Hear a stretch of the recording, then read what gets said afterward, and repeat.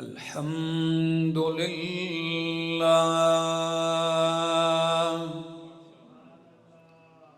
الحمد لله رب العالمين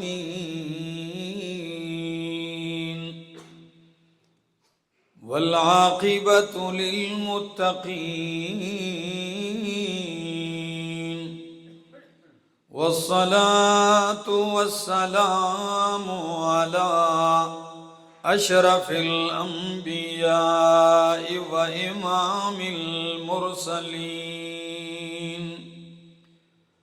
وعلى آله وأصحابه وأهل بيته أجمعين. أما بعد فأعوذ بالله من الشيطان الرجيم.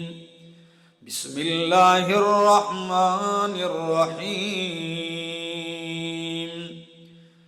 والذين آمنوا وعملوا الصالحات سندخلهم جنات تجري من تحتها الأنهار خالدين فيها أبدا لهم فيها أزواج مطهرة وندخلهم ظلا ظليلا. وقال تعالى إن المتقين في ظلال وعيون. وقال النبي صلى الله تعالى عليه وسلم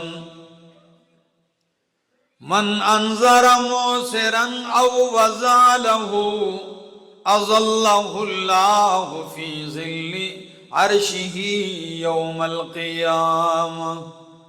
سبحان ربك رب العزة عما يصفون وسلام على المرسلين والحمد لله رب العالمين.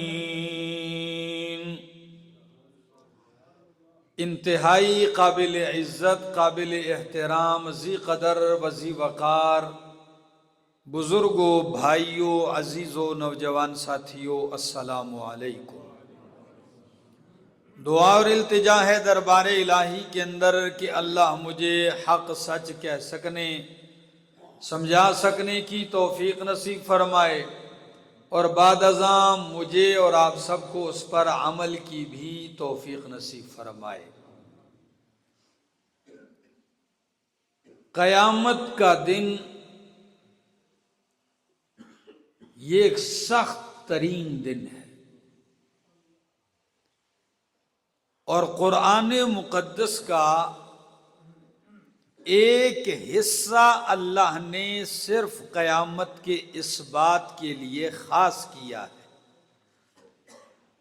قرآن کریم کے 4 مضامین ہیں مرکزی، ان میں ایک ہے اثبات القیامہ، قیامت کا اثبات.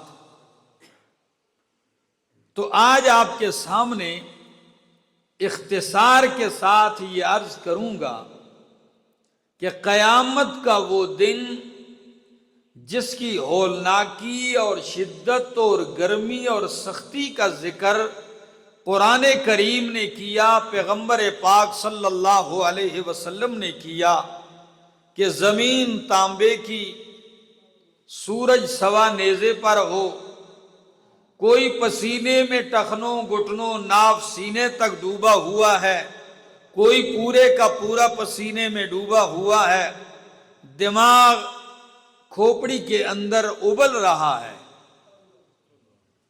ایک تو یہ شدت ہوگی، اور اس کے مقابلے میں کچھ لوگ ایسے ہوں گے کہ اللہ انہیں خاص سایہ عطا فرمائیں گے. وہ سایہ جس کے نیچے آنے سے ایک مومن بندہ راحت اور سکون پائے گا. وہ سایہ کس چیز کا ہوگا؟ وہ عرش الہی کا سایہ ہوگا. جو خاص بندوں کو نصیب ہوگا۔ اور ہری پور والوں، نعمت ہے سایہ، دنیا میں بھی سایہ کیا ہے؟ نعمت ہے۔ گرمیوں کے موسم میں آپ دیکھ لیں، گرمی کیا سردی میں بھی مسلسل دھوپ پر نہیں بیٹھا جاتا، سایہ ایک عظیم نعمت ہے۔ اور جنت میں بھی سائے کا تذکرہ ملتا ہے۔ میں نے سورہ نساء آیت نمبر 57 آپ کے سامنے تلاوت کی ہے۔ اللہ اس آیت میں کیا فرماتے ہیں؟ فرمایا والذین آمنوا وعملوا الصالحات، والذین آمنوا، اور وہ لوگ جو ایمان لائے، وعملوا الصالحات، اور عمل کیے نیک صالح، سندخلہم جنات، ان قریب ہم انہیں داخل کریں گے ایسے باغات میں، تجری من تحتها الانہار، کہ جس کے نیچے یعنی اس کے بیچ میں نہریں بہتی ہوں گی، خالدین فیہا ابدا، رہیں گے اس میں ہمیشہ ہمیشہ، لہم فیہا ازواج مطہرہ، ان کے لیے ان باغات میں بیویاں ہوں گی پاکیزہ۔ کیسی بیویاں؟ مطہرہ۔ علامہ نیلوی شاہ صاحب رحمہ اللہ مانا کرتے ہیں کہ عام مفسرین مانا کرتے مطہرہ پاکیزہ، یعنی پاک کی گئی، تو اس سے مراد دنیا کی بیویاں ہیں، یعنی آپ کی دنیاوی بیویاں، اللہ انہیں بڑھاپے سے، بیماری سے، موت سے، کمزوریوں سے، ان سارے نقائص سے پاک صاف کر کے اللہ جنتی کو دوبارہ کنواری بنا کے دے دے گا۔ بڑھاپا ختم۔ ایک تو یہ پاکیزہ، پاک کی گئی، اور ایک ہے مطہرۃ کا معنی پاک بنائی گئی۔ پاک کی گئی اور پاک، اس میں فرق ہے۔ پاک بنائی گئی، ان کے لیے اس جنت میں بیویاں ہیں مطہرۃ، پاک بنائی گئی ہیں۔ وہ کون سی ہیں؟ وہ جنت کی حوریں ہیں جن کو اللہ نے ابتدا ہی سے پاک بنا رکھا ہے، یہ ان کو ملیں گی۔ وَنُدْخِلُهُمْ ظِلًّا ظَلِيلًا، اور ہم ان جنتیوں کو داخل کریں گے ظِلًّا ظَلِيلًا، گھنی چھاؤں میں۔ کس میں؟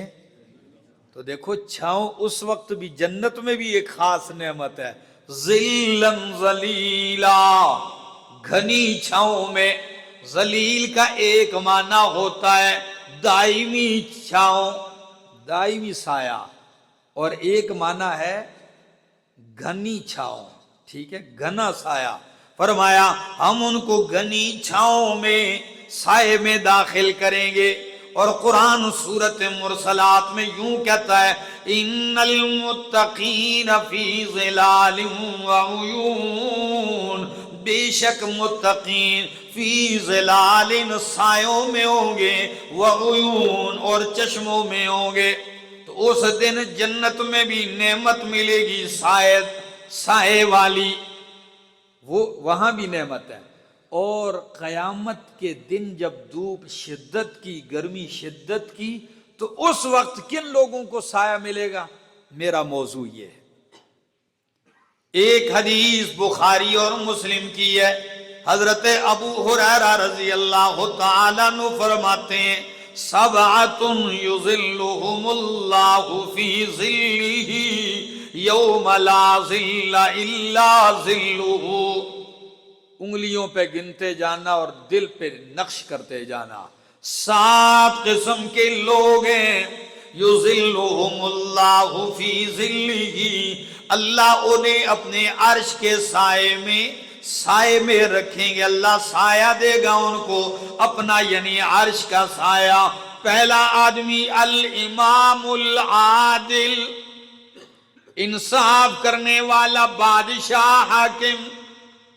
امام سے مراد یہاں کون سا امام؟ حاکم، بادشاہ جو انصاف کرنے والا ہو، باوجود طاقت رکھنے کے، باوجود اختیار رکھنے کی بھی ظلم نہ کرتا ہو، انصاف پہ قائم رہتا ہو. یا اس سے مراد بادشاہ بھی ہے، اور بادشاہ سے نیچے جتنے بھی لوگ کسی محکمے میں سربراہ مقرر کیے جائیں تو وہ اس محکمے میں جتنے لوگوں پر حاکم مقرر کیے جاتے ہیں وہ ان میں انصاف کرتے ہیں. الامام العادل، وہ بادشاہ جو انصاف کرتا ہے، اللہ اسے عرش کا سایہ دے گا. جب بادشاہ یاد کیا جائے اور عادل یاد کیا جائے، اللہ عرش کا سایہ دیتا ہے. ان بادشاہوں میں اگر دیکھا جائے تو سر فہرست ابو بکر صدیق اور فاروق اعظم ہے. کہ حضرت عمر رضی اللہ تعالی عنہ کا تو نام ہی مشہور ہے، جہاں عدل کا تذکرہ ہو تو کون یاد آتا ہے؟ عمر خود بخود ذہن میں آ جاتے ہیں. الامام العادل، منصف حکمران کے لیے اجر بھی اتنا ہے کہ اللہ عرش کا سایہ دے گا. نمبر 2، وشاب نشأ فی عبادت اللہ، وہ جوان جس نے اپنی جوانی اللہ کی عبادت میں گزار دی. سنو تو صحیح نا نوجوانوں، وشاب نشأ فی عبادت اللہ، وہ جوان جو ہی جوانی چڑھا عبادتوں میں پلتا رہا اور اپنی جوانی کی قیمتی عمر، قیمتی مدت، قیمتی وقت، جب رگوں میں خون گرم دوڑتا ہے، سینے میں طاقت ہوتی ہے، پاؤں میں طاقت ہوتی ہے، آنکھوں کی بینائی میں قوت، سنوائی میں طاقت، پورا وجود جوانی میں قوت کے اندر ہوتا ہے. اس نے وہ مدت جوانی والی رب کی عبادت میں گزار دی، اللہ اس کو عرش کا سایہ عطا کرے گا.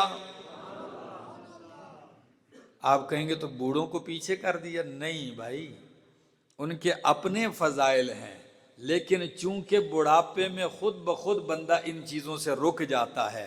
رکنا جوان کے لیے مشکل ہوتا ہے کہ جوان ہوتا ہے، مانتا بھی کسی کی نہیں، خواہشات بھی ہوتی ہیں، شیطان بھی لگا ہوتا ہے. جوانی کا اپنا ایک حصہ ہے عمر کا، کچھ سمجھ نہیں آتی. ہم کبھی کبھی بوڑھوں کا ذکر ہوتا ہے تو محفل میں جب بوڑھے ہوتے ہیں تو وہ کہتے ہیں یہ بھی کوئی جوان ہے، ہم تو جوانی میں ایسے ایسے کرتے تھے، ایسے ایسے ہوتے تھے. تو یہ خاص عمر ہوتی ہے، اور یہ کس میں گزار دی؟ بولو، اللہ کی عبادت میں گزار دی تو اللہ ان کو عرش کا سایہ دے گا. بوڑھوں کو تو ویسے بھی نیند نہیں آتی تو تہجد سے پہلے ہی پہلے اٹھ جاتے ہیں، ٹھیک ہے نا. لیکن کمال یہ ہے کہ جس جوان کی نیند پوری نہیں ہوتی اور وہ نیند توڑ کے، کاٹ کے، قربان کر کے اٹھتا ہے، اللہ کے حضور سجدہ کرتا ہے. شاعر نے کتنے پیارے انداز میں کہا، در جوانی توبہ کردن شیوائے پیغمبری، در جوانی توبہ کردن شیوائے پیغمبری، وقت پیری گرگ ظالم میں شود پرہیزگار. جوانی میں توبہ کرنا یہ پیغمبروں کا شیوا ہے، بڑھاپے میں تو ظالم بھیڑیا بھی پرہیزگار بن جاتا ہے. جب کسی کام کا نہیں رہتا تو اب کیا کریں ہیں؟ لیکن خیر ایسا دور آ گیا کہ یہ ٹک ٹاک کو دیکھنے کا موقع جب ملتا ہے نا یہ میڈیا کو، تو اس ٹک ٹاک نے بوڑھوں کو بھی اس لعنت میں گرفتار کر دیا. بوڑھے بھی ناچتے ہیں، ٹک ٹاک بنا رہے ہیں، داڑھی میں ایک بال بھی کالا نہیں رہا، وہ بوڑھا بھی اٹھ کے ناچ رہا ہے. اس عمر میں اس کو اس لعنت میں شیطان نے لگا دیا ہے. اور لگ جائے پھر بھی کسی کام کی بات ہو تو ہم کہیں چلو بوڑھے کو آخر میں خیال آیا کہ اس سوشل میڈیا کے پلیٹ فارم کو نیکی کے لیے استعمال کروں، اس کے لیے بھی نہیں استعمال کرتا، شرم بھی نہیں آتی، اپنی اولاد کو کیا منہ دکھاؤں گا۔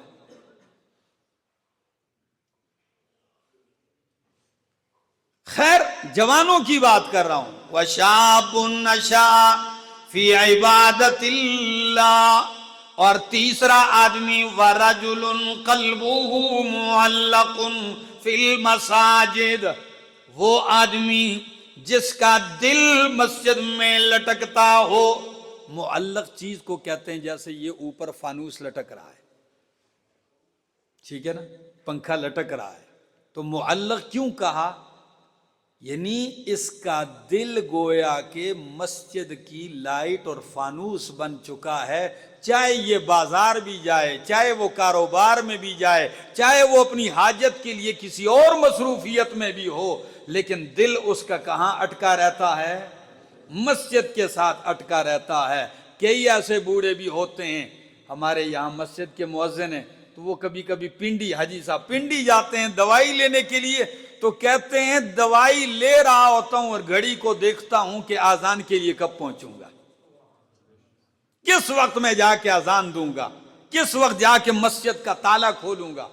اور کئیوں کو فکر ہوتی ہے۔ ہمارے یہ دوسرے صاحب ہیں بابا ہارون صاحب، تو یہ کہتے ہیں میری کوشش ہوتی ہے جمعے والے دن میں سب سے پہلے پہنچ جاؤں تاکہ اونٹ ذبح کرنے والوں میں سے ہو جاؤں، اونٹ کا صدقہ پالوں۔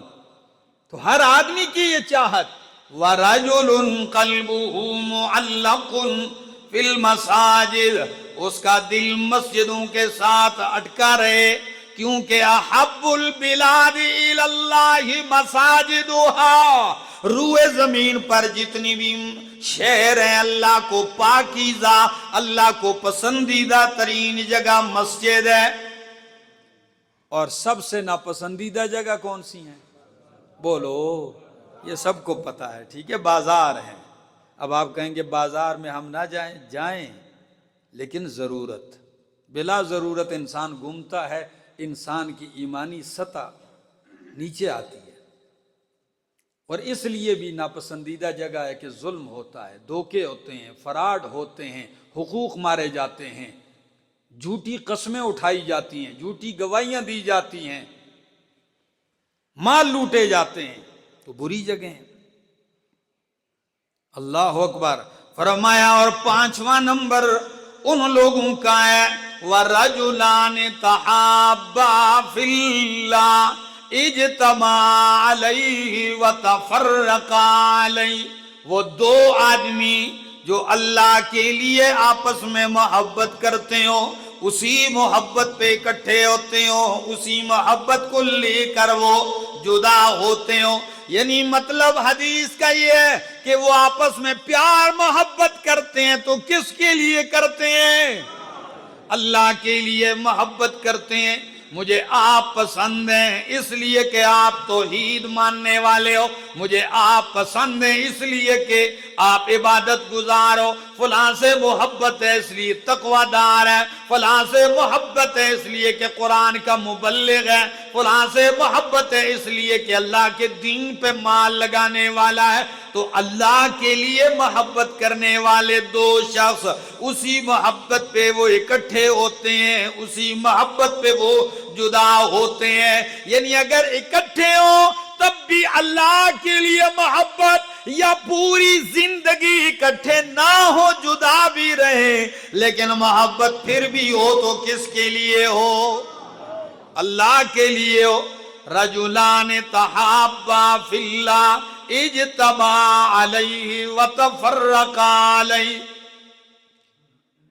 آپ ڈھونڈنے سے بھی ایسی محبت نہیں ملے گی جو اللہ کے لیے ہو۔ بہت کم ہیں ایسے لوگ جو صرف اللہ کے لیے محبت کرنے والے ہوں، مفاد کے لیے، لالچ کے لیے، لوٹنے کے لیے، عہدے کے لیے، دنیاوی اغراض کے لیے، ساری محبتیں یہ ہیں، یا خواہش نفس پوری کرنے کے لیے، شہوات کے لیے، خواہشات کی محبتیں، یہ محبتیں اللہ والی محبتیں نہیں ہیں۔ اب ذرا سنیے، اللہ کے لیے محبت ہو تو عرش الہی میں اللہ جگہ دیں گے۔ اس کی ایک اور مثال سن لیجیے، نبی اکرم صلی اللہ تعالی علیہ وسلم نے فرمایا قیامت والے دن اللہ اعلان کریں گے، این المتحابون بجلالی، کہاں ہیں میری عظمت اور جلال کی وجہ سے آپس میں محبت کرنے والے؟ یا اللہ کیوں پوچھا جا رہا ہے ان کے بارے میں؟ فرمایا اذلہم الیوم اذلہم فی ذلی یوم لا ذل الا ذلی، آج میں انہیں اپنے عرش کے سائے میں جگہ دینا چاہتا ہوں، آج میرے عرش کے سائے کے علاوہ کوئی سایہ نہیں ہے، جو میری وجہ سے محبت کرتے ہیں۔ اور ایک اور سن لیجیے حدیث، اللہ کے پاک پیغمبر صلی اللہ تعالی علیہ وآلہ وسلم فرماتے ہیں وجبت محبتی، اللہ فرماتے ہیں میری محبت واجب ہو گئی ان لوگوں کے لیے المتحابین فیہ، جو میرے لیے آپس میں محبت کرتے ہیں، والمتزاورین فیہ، میری وجہ سے آپس میں ایک دوسرے کا دیدار اور زیارت کرتے ہیں، المتبازلین فیہ، جو میری محبت کی وجہ سے ایک دوسرے پر مال لگاتے ہیں، خرچہ کرتے ہیں ایک دوسرے پر، صرف اس لیے کہ اللہ راضی ہو جائے، اللہ ہی کے لیے محبت کرتے ہیں، تو ان کے لیے اللہ کی محبت واجب ہو گئی۔ یہ تو اللہ کے لیے آپس میں محبت کرتے ہیں، بدلے میں اللہ ان سے محبت کرتا ہے۔ تو وہ دو شخص جو اللہ کے لیے محبت کریں، تو ہم بتاؤ، سچ بتاؤ، ہمارے اور آپ کے بیچ میں کون سی لالچ ہے دنیا کی سوائے اس کے کہ ہماری آپس میں محبت کس کے لیے ہے؟ کوئی آپ میں سے گھنٹے کا سفر، کوئی 2 گھنٹے کا سفر، کوئی 3 گھنٹے کا سفر کرنے والے میرے سامنے ہیں، وہ آئے ہیں اپنے اوقات نکال کر، یہ محبتیں اللہ کے لیے۔ اللہ کرے ہم آپس میں محبتیں اللہ ہی کے لیے کرنے والے بن جائیں۔ فرمایا اور پانچواں شخص رجل طلبتہ امرأۃ ذات منصب و جمال، وہ آدمی کہ ایک منصب والی، حسب نسب والی لڑکی اسے دعوت دے اپنی طرف برائی کی اور یہ کہے فقال انی اخاف اللہ، یہ جواب میں کہ انی اخاف اللہ، میں اللہ سے ڈرتا ہوں، تو یہ اللہ سے ڈر کر برائی کی دعوت ٹھکرا دینے والا اللہ اسے عرش کا سایہ دیں گے۔ یہاں لفظ بڑا عجیب استعمال کیا اللہ کے پاک پیغمبر صلی اللہ علیہ وسلم، رجل، وہ آدمی، دعتہ طلبتہ امرأۃ، جس کو عورت دعوت دے۔ عورت سے مراد کون سی عورت؟ لچی لفنگی بھی نہ ہو، بلکہ کیسی ہو؟ ذات منصب و جمال، حسن و جمال بھی ہے، کشش بھی ہے، اور پھر منصب بھی ہے، عہدہ بھی ہے، ہر لحاظ سے پوری ہے، یعنی ایسی عورت کی طرف ہر کسی کا دل مائل ہوتا ہے۔ اور جب وہ دعوت دے اور یہ کہے انی اخاف اللہ، میں کس سے ڈرتا ہوں، تو اللہ اپنے عرش کا سایہ دیں گے۔ قربان جاؤں، یوسف علیہ السلام کو دعوت دی، جمال والی بھی تھی، منصب والی بھی تھی، اور عزیز مصر کی بیوی تھی، محل والی ہے، دعوت دے رہی ہے، حیت لک وغلقت الابواب وقالت حیت لک، دروازے بند کیے، دعوت دی، لیکن پاکیزہ یوسف کیا کہنے لگے؟ قال معاذ اللہ، میں اللہ کی پناہ میں آتا ہوں، اللہ کی پناہ حاصل کر لی، اس کی دعوت ٹھکرا دی، اور صرف دعوت ہی نہیں ٹھکرائی، جیل جانا بھی پسند کر لیا۔ فرمایا اللہ جیل کی سلاخیں، وہ تاریک کوٹڑی پسند ہے جس جرم کی طرف یہ دعوت دیتی ہیں اللہ یہ نہیں پسند. جیل چلے گئے, محل چھوڑ دیا, آزادی چھوڑ دی, اور محل میں وہ مزے کی زندگی ٹھکرا دی, اور منصب والی عورت کا مطالبہ رب کے خوف کی وجہ سے ٹھکرا دیا, تو رب نے فرمایا میرا یوسف عرش کا سایہ تو قیامت کو ملے گا, نقد بدلہ یہ ہے جیل میں گیا, جس محل سے غلام بن کے گیا, قیدی بن کے گیا, اسی محل میں بادشاہ بنا کے واپس لاؤں گا. آئے ہیں تو پھر اسی محل میں کیا بنا دیا؟ بادشاہ بنا دیا کہ نہیں؟ فرمایا دا طلبت ہو امرأۃ ذات منصب و جمال, حسن و جمال والی, نسب والی, منصب والی, اور یہ کہتا ہے میں اللہ سے ڈرتا ہوں. وَرَجُلٌ تَصَدَّقَ بِصَدَقَةٍ, چھٹا آدمی وہ ہے جو صدقہ کرتا ہے. کیا کرتا ہے؟ صدقہ کرتا ہے. اللہ, لیکن کیسے؟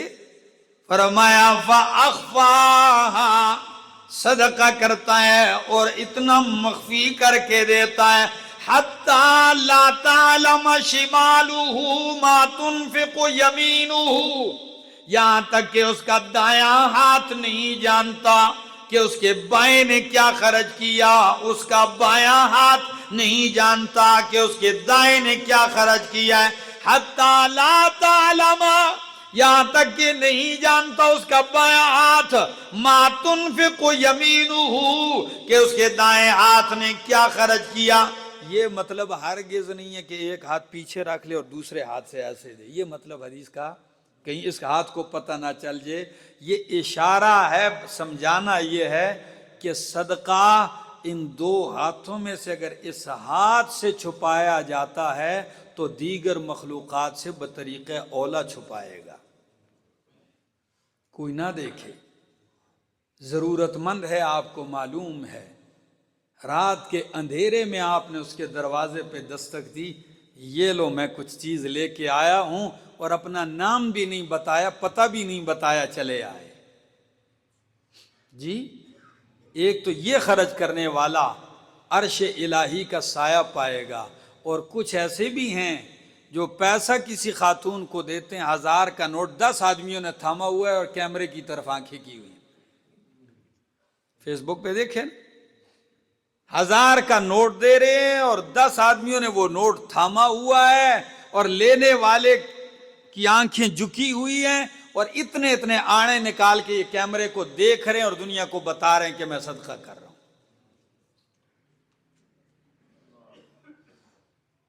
خاک میں جائے گا یہ صدقہ, اللہ کی بارگاہ سے بدلہ نہیں ملے گا, الٹا لعنتی برسے گی. ریاکاری, ہاں کچھ مقامات ایسے ہوتے ہیں کہ اعلانیہ طور پر خرچ کیا جا سکتا ہے, ٹھیک ہے, آپ اعلان کریں کہ بھائی مسجد بن رہی ہے, کام لگا ہوا ہے, 2 بھائی اٹھو, تاکہ ترغیب ہو جائے. زکوٰۃ کھل کے دو تاکہ باقی لوگ زکوٰۃ دیں. نفلی صدقات چھپا کے دو. قرآن نے دونوں صورتیں ذکر کی ہیں, ترغیب کے لیے اعلانیہ بھی, کہ اس اعلانیہ میں بھی کسی کی عزت نفس مجروح نہ ہو, اس کو رسوا نہ کیا جائے, اور چھپ کر دے گا, ایک کسی کی عزت نفس مجروح نہیں ہوگی, ایک ریاکاری نہیں ہوگی, خالص اللہ کے لیے دے گا تو اللہ کی بارگاہ سے بدلے بھی پائے گا. فرمایا وَرَجُلٌ تَصَدَّقَ بِصَدَقَةٍ فَأَخْفَاهَا حَتَّى لَا تَعْلَمَ شِمَالُهُ مَا تُنْفِقُ يَمِينُهُ, اور یقین کیجئے ایسے صدقے کرنے والوں کو اللہ اپنے عرش کا سایہ عطا فرماتے ہیں. اور 7واں آدمی عرش الہی کا سایہ پانے والا, فرمایا وَرَجُلٌ ذَكَرَ اللَّهَ خَالِيًا فَفَاضَتْ عَيْنَاهُ, وہ آدمی جو اللہ کو خلوت میں یاد کرے اور اس کی آنکھوں سے آنسو جاری ہو جائیں. کہاں یاد کرے؟ یعنی ممبر پہ بیٹھ کے رونا تو آسان ہے، کسی کے سامنے دکھلاوے کے آنسو بہانا تو بہت آسان ہے، لیکن جب کوئی دیکھنے والی آنکھ نہ ہو، تنہائیوں میں اللہ کے سامنے آنسو بہا رہا ہو، تو یہ آنسو بہانے والا اللہ کو اتنا محبوب ہے کہ اللہ اسے عرش کا سایہ عطا کریں گے۔ وَرَجُلٌ ذَكَرَ اللَّهَ، اب آنسو بہنے کی کئی صورتیں، کبھی تو قرآن سنتا ہے، اس میں اللہ کے جلال کے تذکرے ہوتے ہیں تو یہ جلال الہی سے کانپ اٹھتا ہے، رو پڑتا ہے۔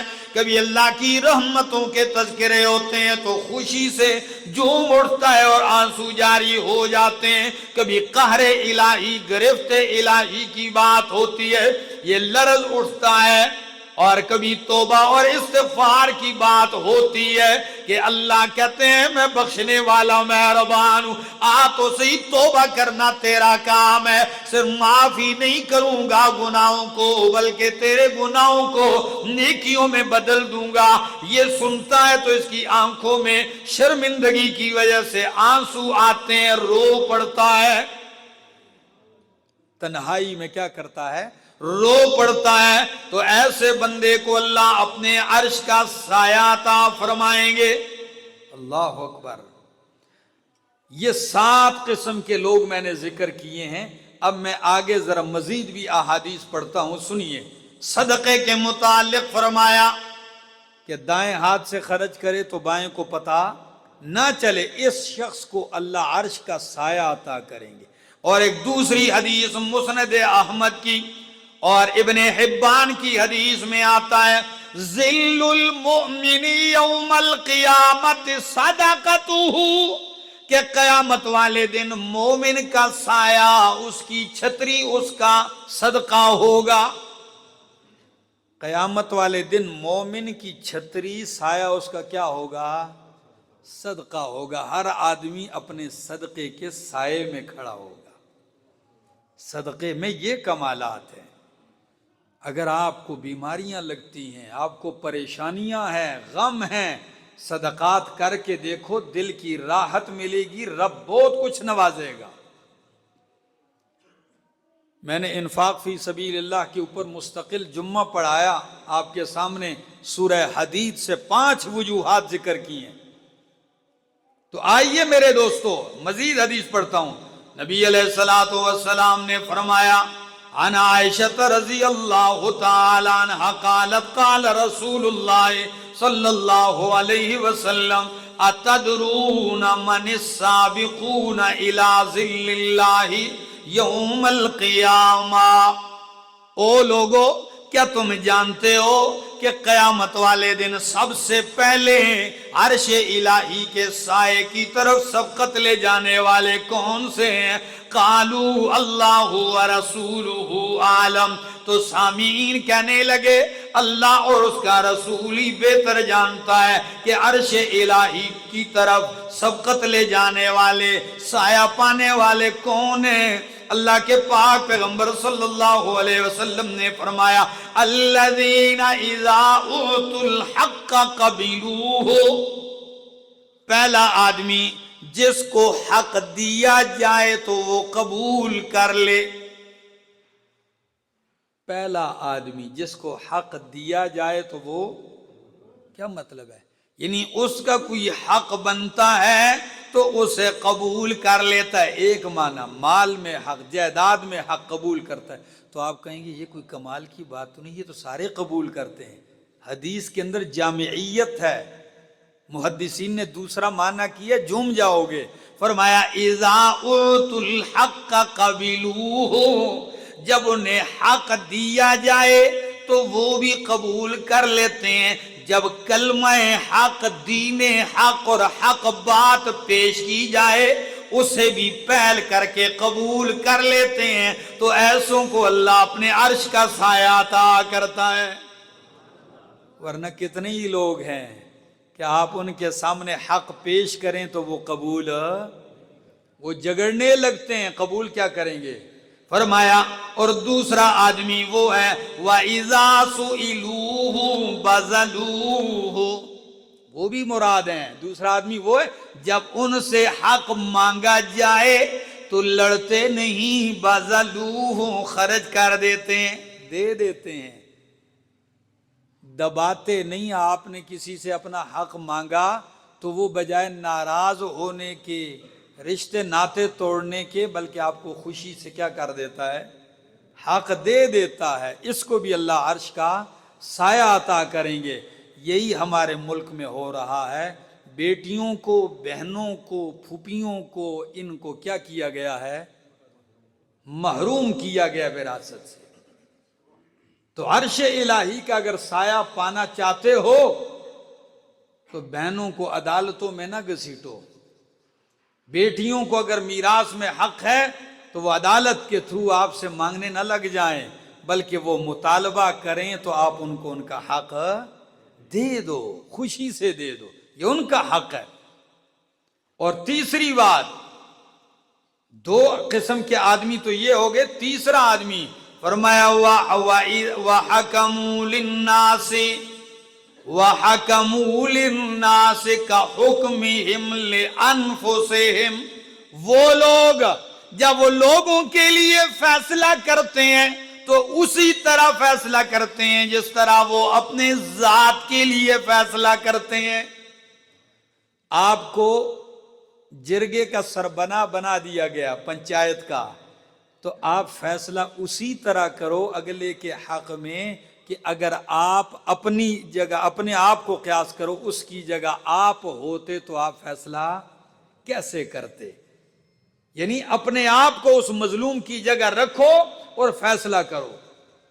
جس طرح ہر آدمی اپنے لیے حق کا، انصاف کا فیصلہ چاہتا ہے، دوسرے کے لیے بھی یہی فیصلہ کرے. مسند احمد. تو ان کے لیے عرش کا سایہ ہے. ایک اور حدیث سن لیجئے. نبی علیہ السلام نے فرمایا من انذر معسرا او وضع له اظلہ اللہ فی ظل عرشہ یوم القیامہ. رواہ احمد و ترمذی.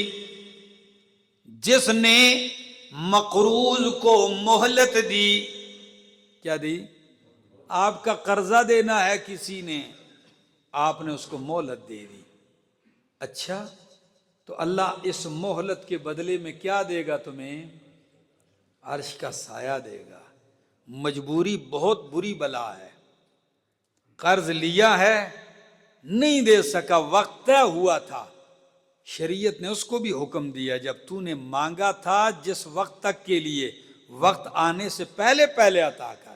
نہیں کر سکتا وقت پہ ادا کر. لیکن انسان ہے، مجبور ہے، نہیں ادا کر سکا، تو اللہ نے دوسرا حکم شریعت نے آپ کو دیا کہ اگر تو تھوڑی سی اس کے ساتھ نرمی کر کے مہلت دے دے، مجھ سے بدلے میں عرش کا سایہ لے لے. فرمایا من انذر معسرا یا او وضع له، یا بالکل ہی معاف کر دے. کیا کر دے؟ جا کے کہہ دے اس تاریخ کو آپ نے میرے پیسے دینے تھے، میں آیا ہوں، میں نے اللہ کی رضا کے لیے معاف کر دیے، وہ تیرے ہو گئے ہیں. بدلے میں کیا ملے گا؟ عرش کا سایہ اللہ دے گا. فرمایا اظلہ اللہ فی ظل عرشہ یوم القیامہ. اور چوتھی حدیث سن لیجئے. نبی پاک صلی اللہ تعالی علیہ وسلم فرماتے ہیں من انذر معسرا فلہ بکل یوم مثلہ صدقۃ قبل ان یحل الدین فاذا حل الدین فانذرہ فلہ کل یوم مثلیہ صدقۃ. مسند احمد اور مستدرک حاکم کی اس حدیث کو سنو گے حیران ہو جاؤ گے. حضرت ابو ہریرہ رضی اللہ تعالیٰ عنہ فرماتے ہیں میں نے نبی علیہ السلام سے پوچھا کہ یا رسول اللہ صلی اللہ علیہ وسلم، آپ سے میں نے دو باتیں سنی اور دونوں الگ الگ ہیں. فرمایا الگ الگ کیا سنا ہے؟ فرمایا میں نے آپ سے یہ بھی سنا ہے جو مقروض کو مہلت دے دے، جو مقروض کو مہلت دے دے تو اس کو جتنا آپ کا قرض اس نے دینا ہے اتنا آپ کو ہر دن اس کے برابر ثواب صدقے کا ملے گا۔ مثلا آپ نے کسی کو 1,00,000 روپیہ دیا تھا 6 مہینے کے لیے، تو 6 مہینے تک ہر دن 1,00,000 روپے صدقہ کرنے کا ثواب آپ کے کھاتے میں لکھا جائے گا۔ فرمایا میں نے تو دوسری حدیث میں آپ سے یہ بھی سنا ہے کہ 2 گنا زیادہ صدقے کا ثواب ملے گا۔ نبی علیہ السلام نے فرمایا ہاں سنا ہوگا، پوری بات بھی سن لیجئے، سمجھ لیجئے۔ یوں فرمایا جتنی مدت طے تھی آپ کی، اتنی مدت تک اتنا صدقے کا ثواب ملتا ہے، اس کے برابر جتنا آپ نے قرض لینا تھا، اپنا حق واپس لینا تھا۔ اور جب 6 مہینے پورے ہو گئے یا جو مدت طے ہوئی، اس کے اوپر آپ نے اضافی مہلت دے دی، اس اضافی مہلت کے بعد اب ڈبل صدقہ کرنے کا ثواب ملتا رہے گا۔